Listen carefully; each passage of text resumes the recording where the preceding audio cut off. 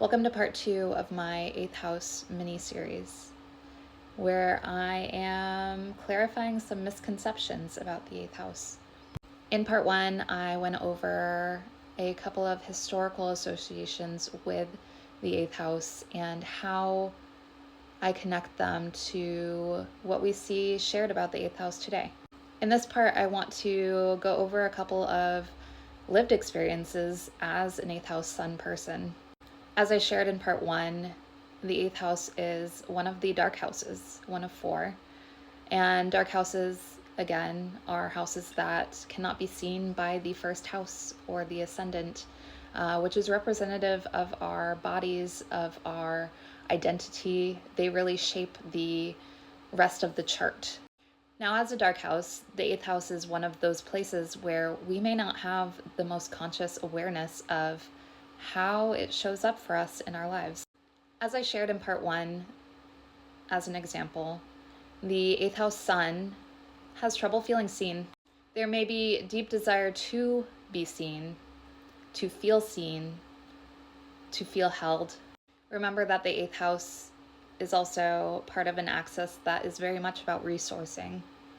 But because of lived experiences for the 8th house individual, especially maybe through childhood, but also just generally throughout their life, there are experiences that deal in these themes of fear, of power dynamics, of death, of debt, of owing something to someone. The 8th house individual might not feel very safe to express themselves fully, to be fully available, to be seen, to share their voice fully, to express themselves authentically.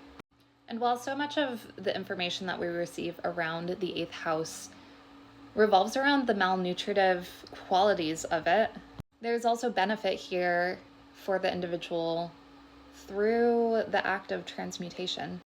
Given awareness practices, given some effort, and a lot of acceptance around who we are, even those dark, shadowy spaces within ourselves, as we all hold darkness within us. It is through these acts that we can really harness the power that we hold to become beacons of light to others who struggle.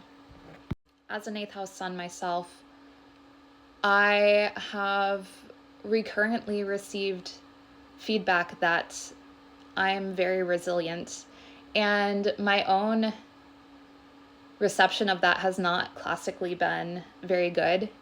To me, being resilient means that I've had to struggle to fight for myself, struggle to hold myself together. I've not received a lot of support through my relationships, and often my relationships have actually harmed me in very real ways. But through learning to hold space for myself, all parts of myself, and allow myself to feel safe in expressing myself genuinely, I've seen the power that this resilience holds for others who are struggling, other 8th house placements who don't feel hope when we must go on. The 8th house individual's experience is one of endings, and whether that's real physical endings or metaphorical ones, there will always be an ending, but that also carries beginnings with it as well.